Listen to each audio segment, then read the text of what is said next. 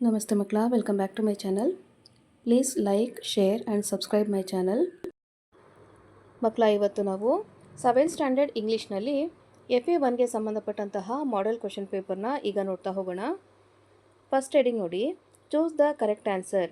ಇಲ್ಲಿ ನಿಮಗೆ 3 ಕ್ವೆಶನ್ಸ್ ಇರುತ್ತೆ. Each question carries 1 mark. Question number 1, one who drank the witches potion would lose the desire to. Your options are play, work, live, sleep. Question number 2. Plastic pollution is highly concentrated in dash. Options are villages, forests, big cities and farms. Question number 3. In the poem Awareness, the mills pump out dash fumes. Options are white, yellow, blue and green. Next heading ನೋಡಿ, answer the following in 1 or 2 sentences each. ಇಲ್ಲಿ ನಿಮಗೆ 4 questions ಇರುತ್ತೆ, 2 marks ಸಿಗುತ್ತೆ ಮಕ್ಕಳ. Each question carries 2 marks. Question number 4 ನೋಡಿ, why were the witches furious? What mistake was made while preparing the potion? Question number 5. A, name the 2 characters in the poem the gymnastic clock. B, what does the clock remind the speaker to do every morning? Question number 6. A, are most conventional plastics biodegradable? B, mention one way in which plastic harms the environment. Question number 7. How is our food contaminated according to the poem Awareness? Next heading ನೋಡಿ, do as directed. ಇಲ್ಲಿ 6 questions ಇರುತ್ತೆ. Each question carries 1 mark. Question number 8. Right the opposite of strong. Question number 9. Right the opposite of early. Question number 10.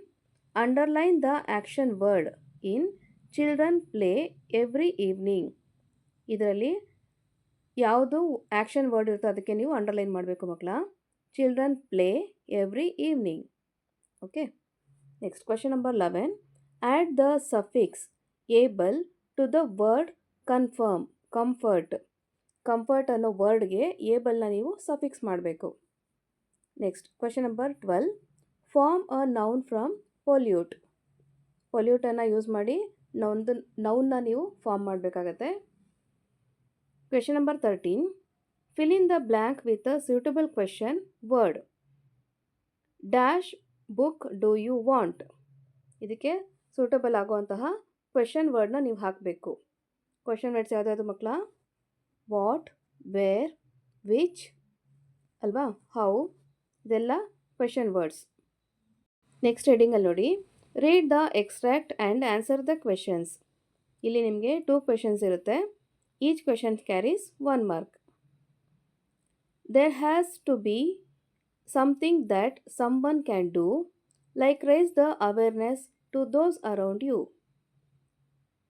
Question ನೋಡಿ, A, what should we raise among the people around us?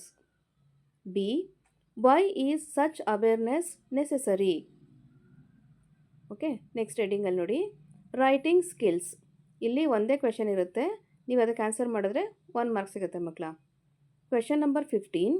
Write one slogan to create awareness about avoiding the use of plastic. Plastic use ಮಾಡೋದನ್ನು avoid ಮಾಡೋದಕ್ಕೆ ಅಂತ ನೀವು ಸ್ಲೋಗನ್ನ ಬರಿಬೇಕಾಗತ್ತೆ. ಓಕೆನಾ? 1 ಮಾರ್ಕಿಗೆ ಎಷ್ಟು ಬೇಕೋ ಅಷ್ಟು ಬರೆದ್ರೆ ಸಾಕಾಗುತ್ತೆ. ಮಕ್ಕಳ, ಇಲ್ಲಿಗೆ 7th ಸ್ಟ್ಯಾಂಡರ್ಡ್ ಇಂಗ್ಲೀಷ್ನಲ್ಲಿ FA1ಗೆ ಸಂಬಂಧಪಟ್ಟಂತಹ ಮಾಡೆಲ್ ಕ್ವೆಶನ್ ಪೇಪರ್ ಕಂಪ್ಲೀಟ್ ಆಗಿದೆ.